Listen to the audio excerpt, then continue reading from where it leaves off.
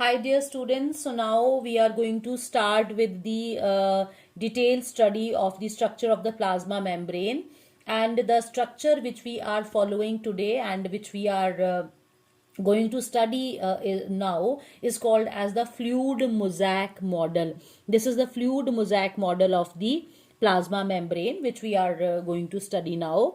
So let's start with that. We know that the plasma membrane is a phospholipid bilayer structure. Fine. So go to the detail of these terms. Phospholipid, that means they are made up of phosphate and lipid, and they are arranged in the form of two layers. So it is a phospholipid bilayered structure. Here it is composed of lipids that are arranged in bilayer. The lipid component is mainly composed of phospholipids with polar heads outside and the non-polar tail on the inner side. If we look at the structure of the phospholipid, look at this diagram first of all. These are the phospholipids having the polar head and the non-polar tail. ये जो strands नीचे की तरफ जा रहे हैं, these are the tails. So they are having the polar head and the non-polar tail, and you can see they are arranged in the two layers, upper layer and the lower layer, and they are pointed this way that the heads are towards the outer side and the tails are towards the inner side. So this is the arrangement of the phospholipids. Then later it was found that protein is also present in the cell membrane. With the advancements in more microscopic studies, we have found that even the proteins are also present, and human RBCs were the first cell which were studied in detail. And it has been found that depending upon the existence, the proteins are divided into two categories. One is the extrinsic or the peripheral proteins. These are the peripheral or the extrinsic protein. That means these are present on the outside. They are not in the membrane. Fine. So they are called as the peripheral or extrinsic proteins, whereas there are certain proteins which are called as the integral or the internal proteins. These are the proteins which are there deep inserted inside the phospholipid bilayer structure. Here you can see that they start from one side and they are moving towards the other side. So they are like this. So here this is the another colored diagram. This diagram, why I have shown that, because whenever you have to draw, you will draw like this.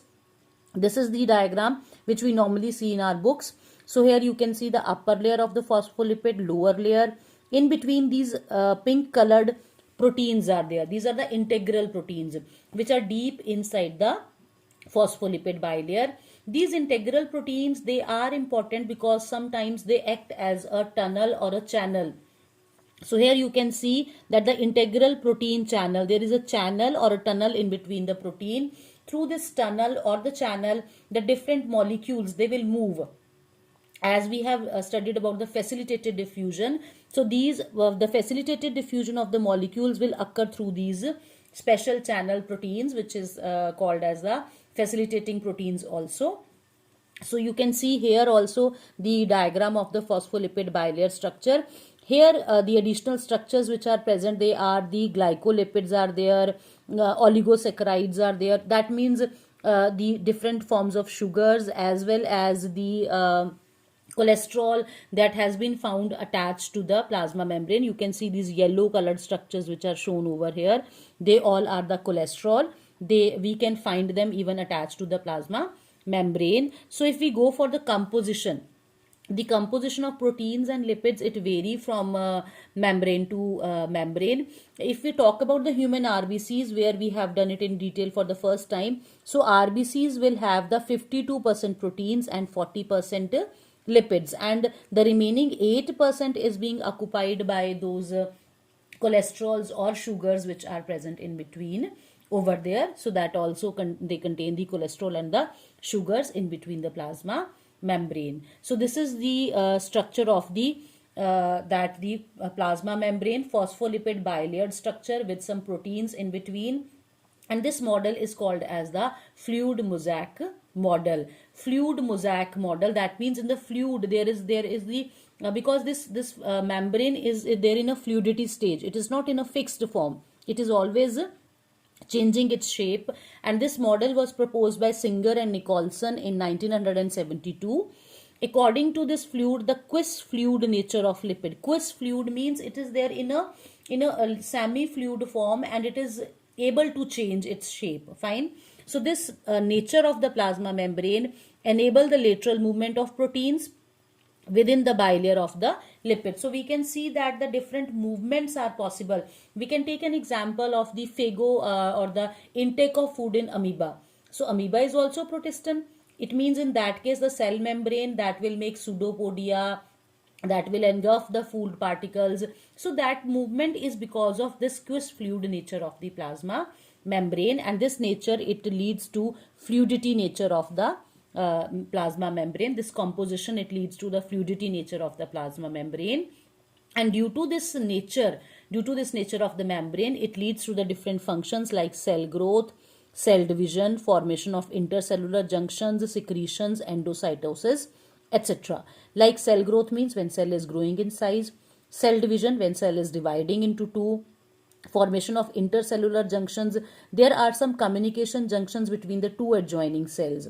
Like plasmodesmata we have discussed in case of plant cells.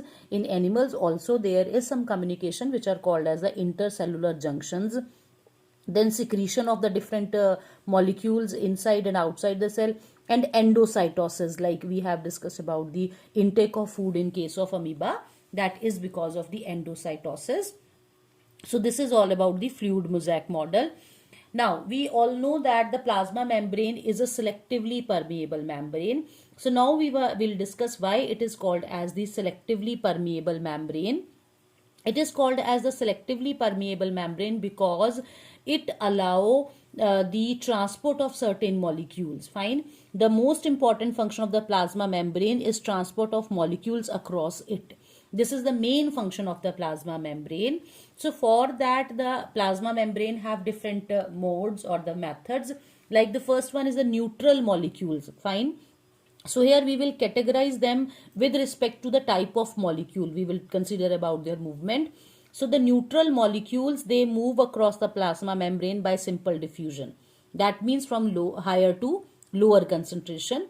And this type of movement is called as passive transport. We know that passive transport means the transport without the involvement of energy. So keeping in mind the neutral molecules moves through the passive transport.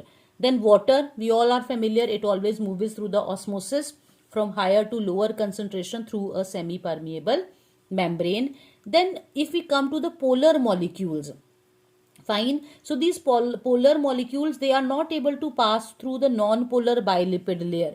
जो lipids की layer होती है, that do not allow the polar molecules. So they require certain carrier proteins.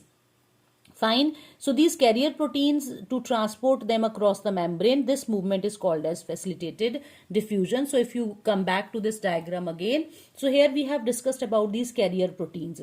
These tunnel or the carrier proteins, they allow the movement of molecules from one side of the membrane to the other. Then certain ions and the molecules, they move against the concentration gradient, that is from lower to higher. So it means they require energy or the ATP for showing this movement. And we will have example of sodium potassium pump. That's a very important pump when we will study about the how the signals will be communicated, how the signals will be moving within the cells. So there we will study in detail about the sodium potassium pump. So this pump is activating in the different organisms through the use or the utilization of energy. So this is an active transport. Now the main differences between the two, the active transport and the passive transport. So the active transport, it involves the expenditure of energy by the cell, whereas it does not spend energy. It occurs against the concentration gradient. Obviously, we are applying energy when we are pushing the molecules from lower to higher. This transport is always along the concentration gradient. It is a rapid process, whereas it is a comparatively slow process. Here, the polar molecules like sodium, potassium will be transported, and here the neutral molecules, they will be moving, and the water is also moving through the passive transport by the process of osmosis. So this is all about the plasma membrane in case of the eukaryotes.